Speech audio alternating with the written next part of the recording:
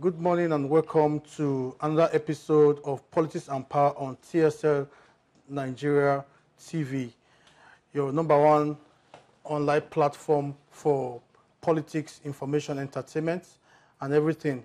You can catch us on YouTube and every other of our social media platforms on Facebook, Instagram. Today I'll be having very interesting guests, Barrister St Micheal Eguaogie.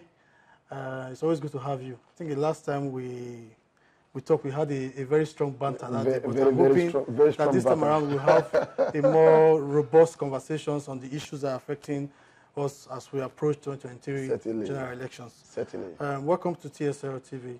It's my pleasure. Thank you. 2023 is almost here. Yes. And, as you can see, we're already seeing politicians and all the politics of 2023 starting to play out. And you already know the major players in terms of the presidential candidates for 2023 within the APC, the PDP, and of course the third force, like they call it, Labour Party. So what's your take on 2023, and what do you anticipate that we'll have a smooth elections in 2023? Given the political environment, one will not say that Nigerians are, hopeful. Considering the fact that the security situation in the country has become very, very alarming. At a point, Nigeria was highly plagued, with the Boko Haram, which was, basically and primarily restricted to the northeastern sector of the country. After a while, they gained momentum and extended, to the northwest region. Before you know it, they adopted another canopy, in the guise of Fulani herdsmen, which was, rampaging and, destroying, the social, political infrastructure of the country. The template was highly, divisive under this, regime. And we expected the government, to muster the necessary political will, to confront this monster. But however, because of, the fact that the bane of our existence as Nigerian today had always been, tribalism, religionism, and poverty of the mind, basically. This bane, could not give the government the necessary and prerequisite, will, to confront the monster. And before you know what, they adopted another platform, another canopy. They started operating under a different canopy called unknown gunsmen, or bandits, who are now rampaging, the length and breadth of the country.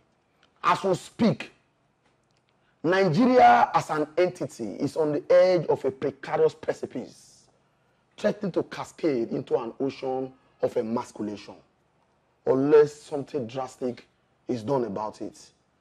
And the only way we can address this monster headlong is for us, to actually select, a leadership with the necessary political will, to face this problem without, necessarily, being guided by, the tripod problem of tribalism, religionism, and, poverty, of the mind. So my question again is that, do you think that we'll have a successful elections in 2023, considering all of this that you just mentioned? I'm not so hopeful.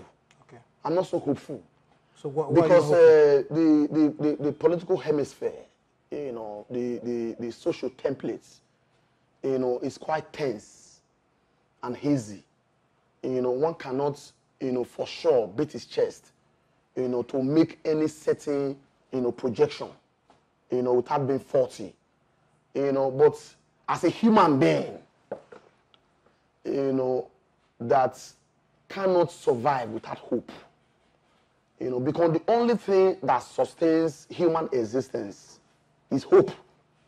Once the element of hope is removed from the equation, man is dead. So I am hoping that election will take place in 2023. Okay. So considering the if you're looking at the APC right now, you see there's a talk about the Muslim ticket. The Christian Association of Nigeria, they're angry, and a lot of people are saying that you can't have the president and the vice president come from the same faith. And also there are those who are saying at the PDP that Alhaji Atiku Abubakar, who is from the north, is not ethically right for him to take over from a Buhari if he wins from a Buhari who was also from the north. So considering all these issues, do you think that in Nigeria today we are too concerned about primordial issues? We are not concerned about the fact that as we speak today, there are over 100 million Nigerians living in extreme poverty. The main issues of governance has been pushed aside. We are now talking about issues that doesn't matter.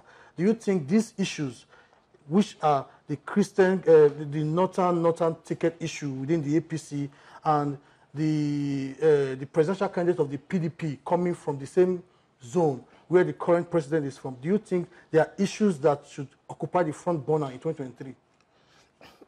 Mr. Fares Okpere, you already answered the question. So I'm asking you. I want to hear your opinion. You are posing to me. I want to hear your opinion.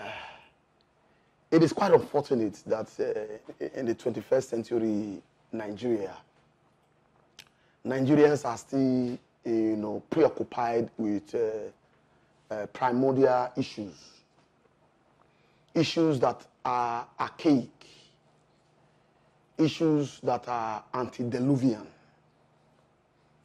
issues that are, that do not have, the capacity, to promote progress and development.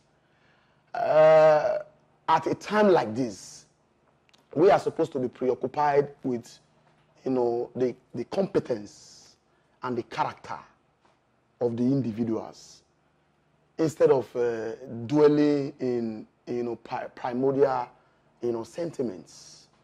These sentiments are the issues that had held us backward over time. Starting from the days of the Obafemi Awolowos, the Nnamdi Azikiwe, the Abat Macaulay, and Tafawa Balewa, as well as Uthman Fodio. At that time, Nigeria was highly polarized along, political lines, party lines, along ethnic lines, religious lines.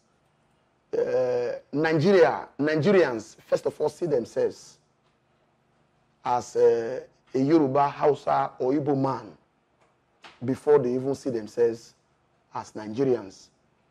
And because of this, Nigeria as of today has become a mere, geographical expression, without any, serious meaning. For example, if I, as an individual, see myself first as an Esako man, an Edo man, a Christian, there is a tendency, for me to undermine, segregate against, people, that come from the other divide. This will not help us as a country. Looking at, the three musketeers who are aspiring to become the president of this country, they all come with their baggages. None of them is righteous. None of them is a saint. What I think we should be doing at this moment is to highly, extray the personalities of these individuals, vis-a-vis their character, their competence, looking at their political, antecedents. These are individuals who have held offices in a time past. When power was donated to them and they held this power in trust, what did they do with it? How well were they able to utilize this power to the benefit of the hoi polloi of this world? The Raktas and the Bhaktis, the Talakawas, the poorest of the society. Because essentially, Section 14, subsection 2 of the 1999 Constitution as amended, provide very expressly that the security and the welfare of the people shall be the primary purpose of government. We'll get there. I think I should... So, the yardstick for determining the presence of governance is the ability to provide for security and the welfare of the people. Okay. Once you fail on this platform, you have failed wholesale. Okay, I would quickly want to ask you also, do you think that INEC is prepared for 2023 general elections, that considering the innovations that INEC have introduced recently? If you can see from the Osun elections, you see the introduction of BVAS, and a lot of people praised it, that it's revolutionary in terms of our electionary process in Nigeria. Do you sincerely think that INEC is well suited right now to conduct a free, fair, and credible elections in 2023? I would say yes and no. Okay, let's hear the yes first. Yes, in the sense that INEC have been able to introduce a certain, technological hardware and software that have the capacity to add value, to the electionary process. And we see how it was demonstrated in Osun State. We see how it came out well, in Ekiti State, even though, the process was marred by, massive, vote buying, which had the tendency and the capacity, to undermine the outcome of that particular election.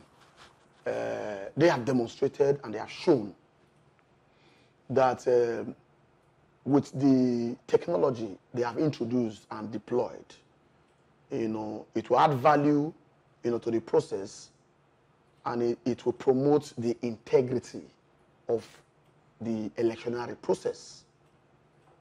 My only fear and worry is that INEC at some point had not demonstrated the necessary political will, the necessary political machismo, when needed and required, to, express that independence that is required.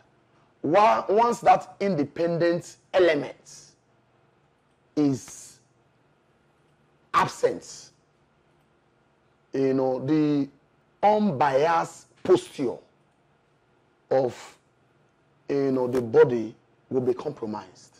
I'll give you a very good example. You remember that a few months ago,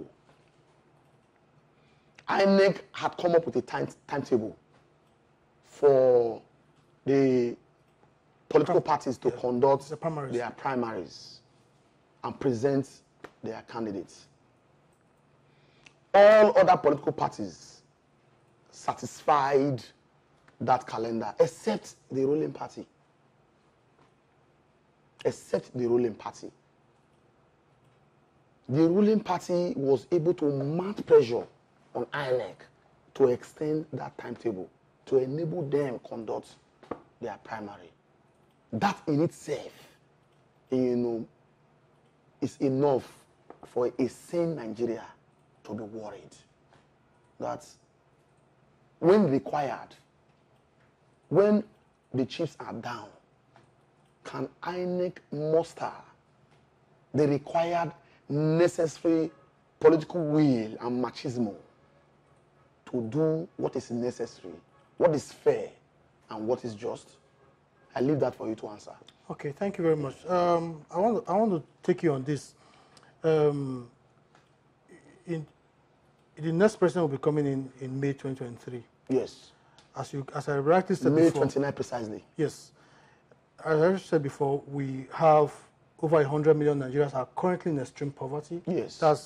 That's higher than all the other people living in extreme poverty in West Africa. Yes.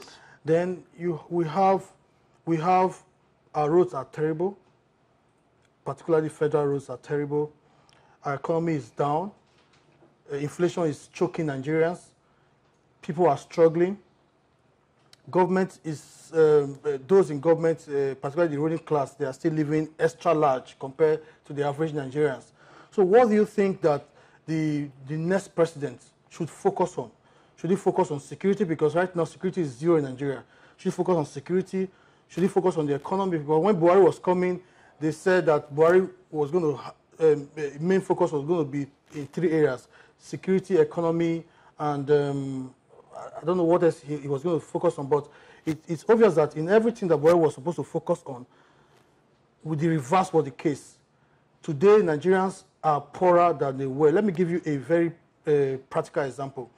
If I had 1 million naira in my account in 2014, that 1 million naira is about dollar was about 170 naira then. So my 1 million naira then would be around 3,000 to 4,000, or 4,000 plus dollars as at that time. But right now, your 1 million naira in your account is less than $2,000. Is that not something to worry about? So what should the next president focus on?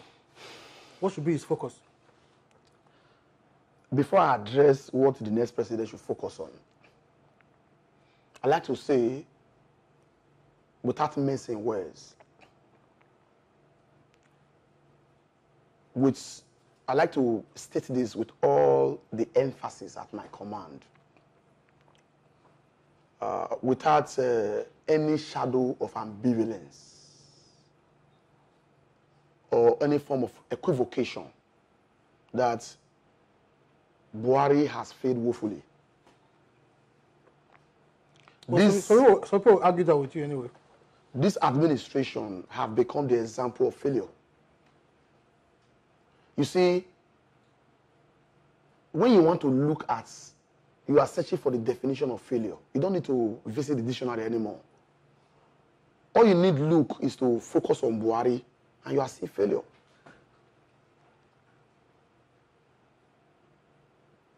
We now live in a country that that takes 2 steps forward, 20 steps backward. I am not a fan of Jonathan. I've never been a fan of his, because the country was not faring better under his watch. But under the watch of Buhari,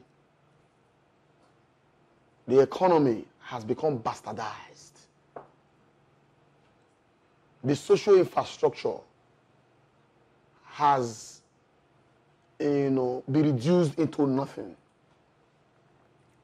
Nigeria today is in a state of squalor, a state of socio-political and economic quagmire. Nothing is working. The security apparatus has been poo-pooed and reduced into a state of ociousity. The welfare, the social incentive are absent. I will take you to, again, to section 14, subsection 2, which provides that the security and welfare of the people shall be the primary purpose of government. Exactly. That provision is the yardstick to measure the performance of any government. So that is the intention of the drafters of the Constitution. The next government should focus on security. That is where I'm coming to. Okay. You see, when you are drawing, we are beginning to set an agenda for the next dispensation. Exactly. The next government must focus on security and the provision of social incentive. You see, when I was, doing my master's in Uniben, during my postgraduate days in Uniben, my lecturer, one of my lecturers, Professor Lawrence Asegboa, a senior advocate of Nigeria, asked a question in a class that took us off balance. He asked, he said, is Nigeria a failed state? We were looking at him. There was a consensus position that Nigeria cannot be a failed state. A consensus position of the students. Do you know why? Because when you are, referencing the phrase failed state, countries that come to mind are Somalia, Afghanistan, Iraq, Libya. Those are countries whose socio-political and economic organogram has collapsed, where individuals have become masters unto themselves. The social contract, has, been poo-pooed and thrown into the dustbin of irrelevance. So Nigeria did not readily come to mind. Now, when he was not responding, he also took us back, to the social contracts as propounded by the, the Hengers, the Karl Marx, the J.J. Rousseaus, the Montesquieu's of this world. He asked, what is the primary purpose of government? What is the reason behind the existence of government? He said, all of us, donated our free will, our freedom to the state in exchange of what? In exchange for security and social incentives. He now asked, is the government of today providing those, basic fundamental ingredients? There was a chorus of no. In Nigeria today, there is no security. In fact, we now provide security for ourselves. That is why in Edo State today, you now have, the vigilantes. It is like we providing security for ourselves. The reason being that the state has failed. When I say state, I mean both the federal, both the state, and the local government. At all tiers, the state has failed. Today, we provide shelter for ourselves. I'm sure the land where you bought your house was purchased by yourself without any form of mortgage system in place. The government did not play any role. The roads that lead to your house, you pave that road by yourself. You built the house by yourself. You provide lights for yourself. You provide water by yourself. What is now the role of government? What is now the role of the state? Why does the state exist? What it means is that the state now exists for itself, by itself, and only for itself. The rest of Nigerians are on their own. So, when you look at the narrative along this trend, along this trajectory, it is correct to say that Nigeria is an example of a failed state. Okay, so because we're out of time, so I'll just take one final question from you, and it's going to be a very straight question. Do you see any hope in sight in terms of the caliber of candidates that we have for these 2023 elections? Do you see any hope in sight? Do you believe that there's anybody out there that you think can offer Nigerians a new lease of life, a new hope? You know, so do you see any hope in any of the candidates? Extrain the three candidates. So we have less than 2 minutes. So the best of them, you know, would have been Peter Obi. Not that Peter Obi is a saint. Not that his antecedents, you know, exude, you know, maximum hope. But because, in the words of Nelson Mandela, he said, when you are confronted between two evil, and in the face of that evil, you are compelled to choose, you go for the lesser evil. I think that amongst these evils, Peter Obi, you know, would have been the lesser evil. My only problem is that he does not have, you know, the structure. His party, the platform he has chosen, does not have the national spread, the required national spread, you know, to win a national election in Nigeria. Again, is that he does not have the money to win an election in Nigeria. Don't forget that Nigeria is still a backward nation. Nigeria is still a third world country where poverty is still at its very peak. Money, we have a role to play in 2023. Don't deceive yourself. I am not, I'm a bit of an idealist, but I'm more of a realist. You know, looking at, you know, the political terrain as presently constituted, Nigeria is not yet highly sophisticated enough, you know, to welcome a movement and translate that movement into a visible reality. So apparently you're not seeing any hope in the candidates that we are currently having right now, because what you're saying is that Peter Obi would not win because the party doesn't have structure. But how about the other two candidates? There's no hope inside at all. In all sincerity, the race is between Atiku Abubakar and Tinubu. And I like to say, and adopt Uklan and Sinker, you know, the author, the title of a book written by Ayikoyama. The title is The Beautiful Ones Are Not Yet Born. That's what we'll leave it for today, Barrister St Micheal Eguaogie. It's always nice to have you around. It's my pleasure. Thank you very much. Pleased to see you. It's been a very long time. This is highly laudable. Yes, I like to, you know, to commend the initiative. Thank you very much. Of this platform. Thank you very much. It takes, you know, doggedness. It takes resilience. It takes tenacity.